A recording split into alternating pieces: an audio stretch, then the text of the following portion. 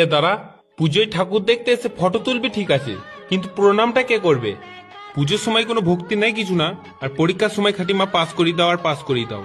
পুজোর সময় কোথায় গার্লফ্রেন্ডের সাথে ঘুরবো, বয়ফ্রেন্ডের সাথে ঘুরবো, এইসব চিন্তা। মা এবার একটাকেও পাস করাবে না।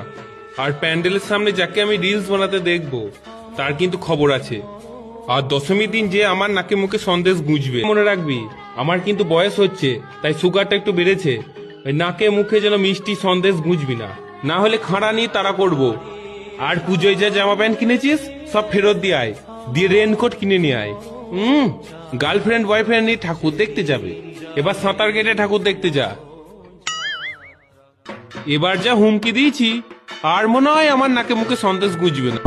ছলো ছলো নয়নে चल चल चल चल गाड़ी स्टार्ट कर। चल चप्पल छोड़। हम फर्स्ट हम फर्स्ट स्टार्ट गाड़ी चला